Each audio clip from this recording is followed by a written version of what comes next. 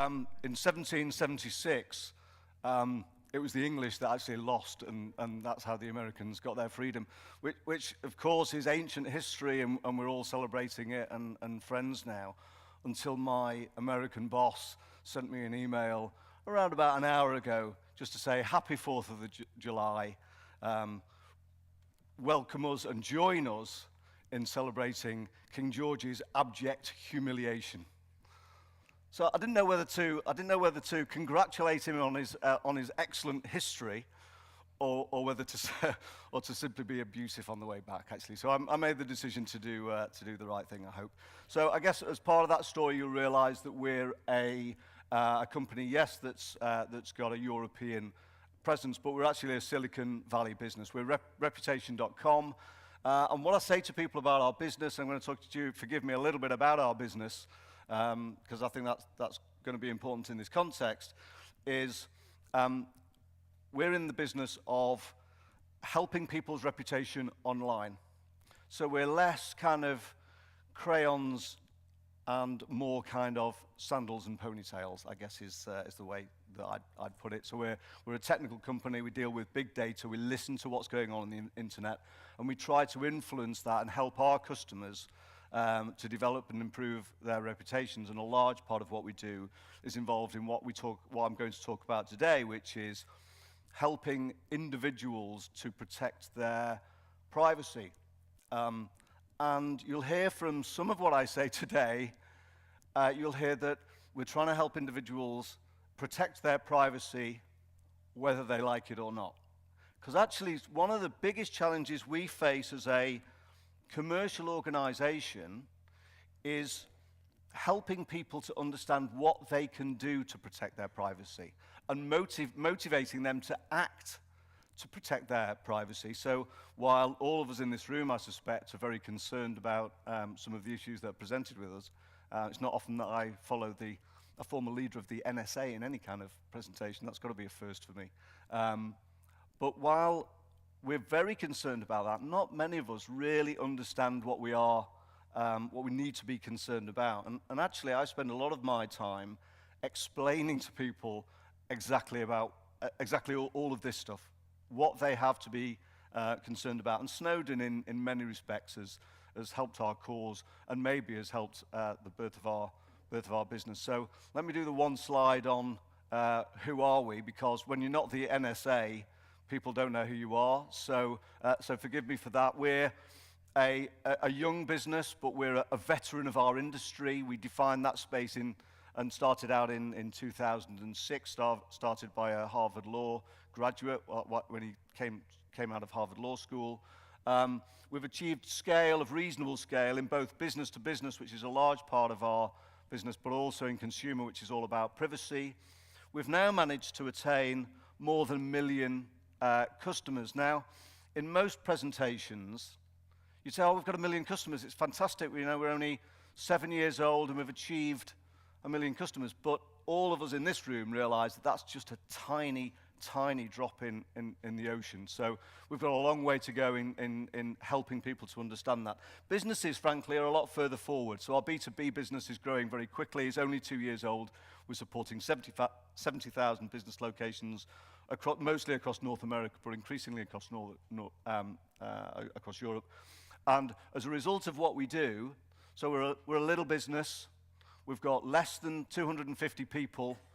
We've got a lot of those people that are technology people, but in spite of that scale, we're very proud to be a member of the World Economic Forum. And why are we a member of that very illustrious group of individuals and organizations? Well, that's because we deal with something that not many other people are dealing with, which is the issues to do with privacy and what the implications of that are across borders, because in the World Economic Forum, it's actually quite difficult to deal with. They try to deal with some of the issues that are easier to deal with in borders. Clearly, the internet issue is a cross-border issue. So let me give you a sense of some of the challenges that we face. All presentations that I do have threes in them. The first one of the three stats that I'll give to you is that 72%, so an interestingly large number of consumers out of our research are saying that they're worried about somebody breaking into their internet accounts. Now, you'd think it'd be obvious. I certainly think it's obvious. I'm worried about people breaking into my internet accounts because the information that I have in there is incredibly private. And if you're wondering what the linkage is between privacy and reputation, well, you may or may not be aware of a scandal that happened in the UK quite recently, where a very famous television celebrity chef was found to have had cocaine in a handbag. Now, the difference between privacy and reputation is stuff that's in your handbag that you know about and stuff that's in your handbag that everybody knows about. And that's the difference. So think about, take that physicality, if you will, and put that online, and that's where all of our secrets are. It's quite an emotional word, secrets, isn't it? But I think if we start to get emotional about this sense, maybe that's the thing that might motivate consumers to act. Only 72% are worried about this. Only 45% feel personal data they have online is safe. I'm amazed it's that many. 61%, and I guess a lot of you are from the financial community, 61%, only 61% trust their banks and financial institutions with their personal data. Go back even 5 years, forget that, go back 3 years and do a piece of research that asks people whether they trusted their banks with their personal data or not. Now, I think that number would be significantly higher. I'm certainly old enough to remember when that number was probably in its 90s.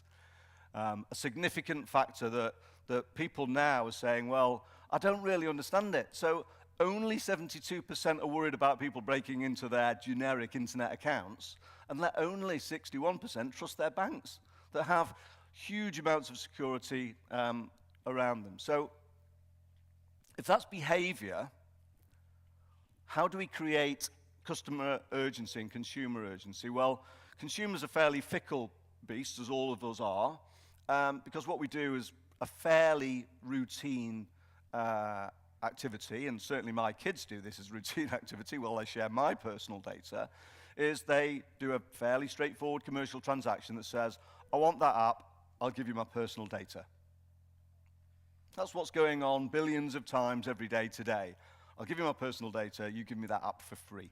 The freemium model has built most of Silicon Valley, and almost every business in Silicon Valley of any significant worth is essentially in the data business.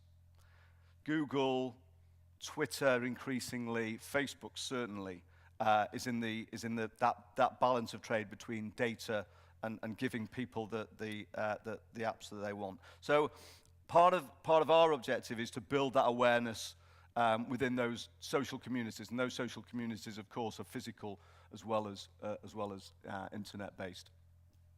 And what we need to do is we need to build incentive business models that drive that consumer behavior, that can begin to battle with the giants that are walking around the internet and fighting with huge amounts of money. And we need to fight against that momentum to incentivize consumers and to motivate consumers to act. But as well as motivating, as well as giving them an app for your data, so as well as motivating them in some transactional sense, we also need to make the barriers to these solutions that protect their consumer privacy, we need to make those barriers even lower. So we need to make it as easy as possible for you and I to keep our data heavily protected. So we need to do that quickly, and we need to do that effectively. So how do we do that? How is my business trying to facilitate that? I'm going to show you a couple of things in a moment about the kind of things we do.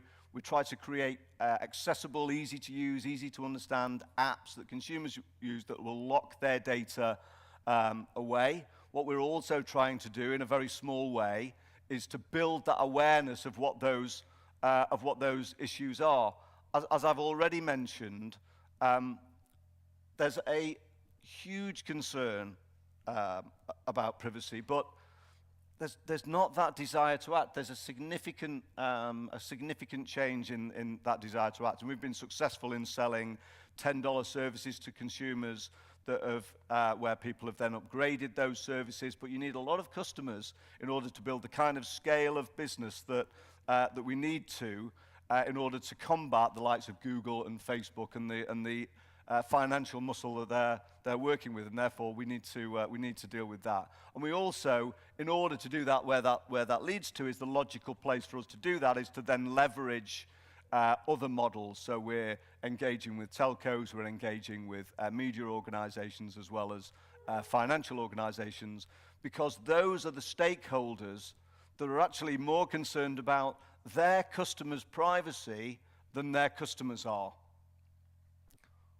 Which is kind of the point of this message to this audience, isn't it? So let me make that point again. We're engaging with channels that are more interested in their customers' privacy than their customers are concerned with their privacy. I think that's a fairly sad state of affairs in a funny kind of way. I think that we need people who care about the fact that somebody might find out that they've got cocaine in their handbag or other particular secrets that they don't want to share, and they don't want to ruin their reputation. People should care about that information. And let's face it, all of our kids are putting their information online today, and that information is going to be there in 20 years and in 30 years. It's not going to go away, and at some point they need to give them an electronic key of some kind that protects that data and enables them somehow to control that reputation that they're going to have in 20 years' time. Somehow we need to do that.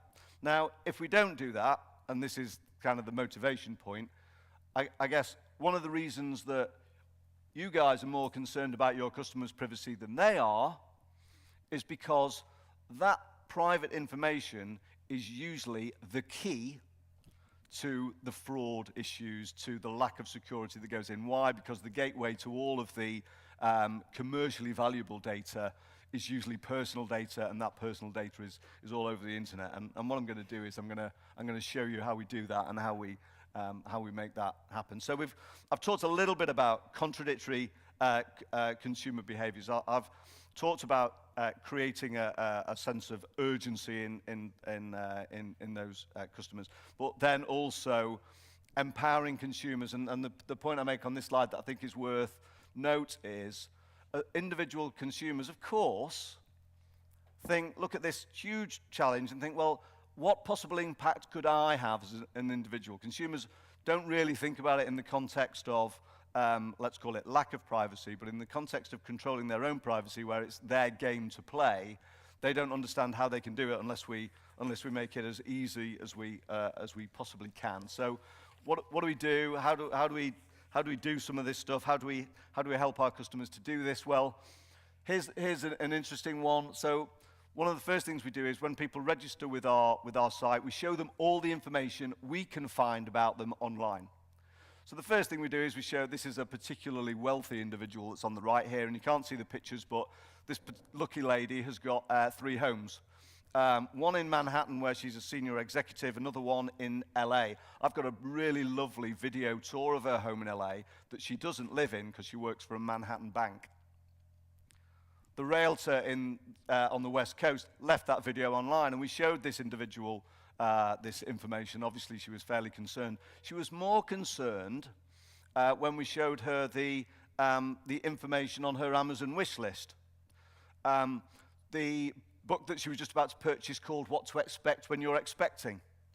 Fortunately, this particular executive was 57 and didn't fall into that category, but you know, it's a wrong factor, isn't it? You don't want to share that information because it's private and it influences other things that you don't think about. Let's give you another example. The next thing down on the Amazon wish list is a paraffin bath. It's a small device that you use when you've got arthritis. It's actually, as it turned out, because we did a one-to-one session with this individual for her husband's arthritis that was suffering at the moment. Well, what impact, especially in the North American context, does that have on your private health insurance? If that private medical condition is now discovered as a result that you've been searching around Amazon and you forgot to make the setting in Amazon that said that information's private. So we present this information to people, they tell me who we are, we isolate them as an individual, we present them information, they identify themselves, we present them with that information, and then we remove it.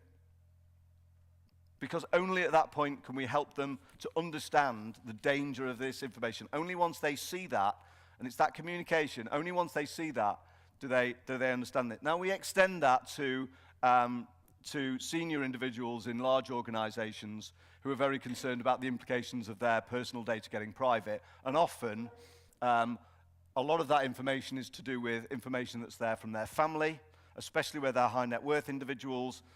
So we can remove information that their family's been sharing on social media.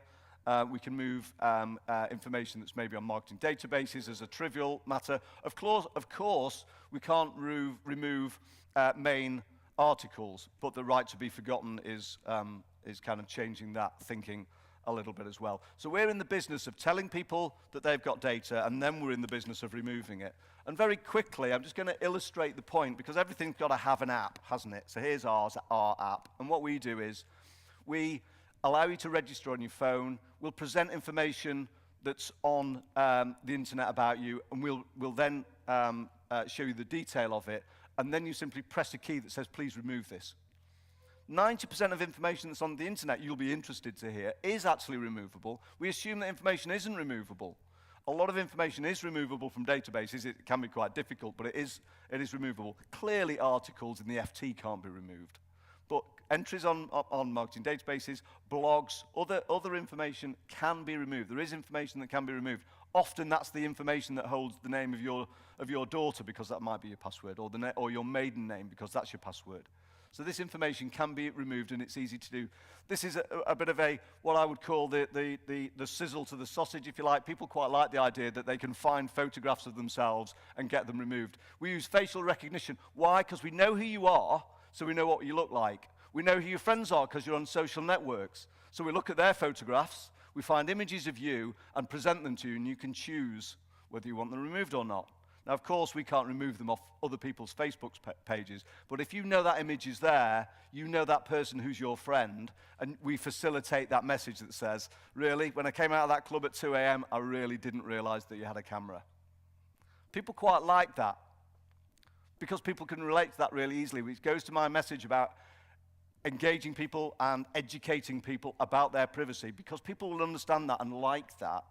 And that's the marketing message. Meanwhile, we're telling people to get their maiden name off the internet, their date of birth off the internet, their first child's name off the internet. Why? Because that's a security key to their bank account. Search results I could talk about forever, but a very important part of our work. What happens when you put your name in Google is clearly a very interesting factor. We provide services that help that. We also wrap in credit score into this as well. Finally, I'm going to touch very, very briefly on a concept that we're talking about called Data Vault as a final point. Let me talk about Data Vault. So Data Vault is the idea that we take your information very quickly and very easily, but we do this on a mass basis, on a hundreds of millions basis.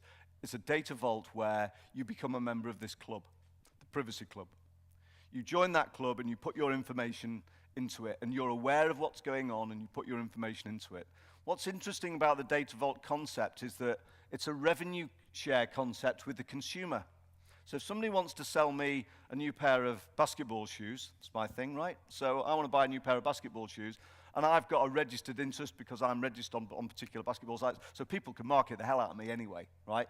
So people can look all over the internet and find information about me that relates me to that. Well, once I'm inside the data vault, I can choose whether I engage with that marketer, and I can receive revenue for being marketed to. At the moment, my data is being sold for free, and I'm getting nothing for it.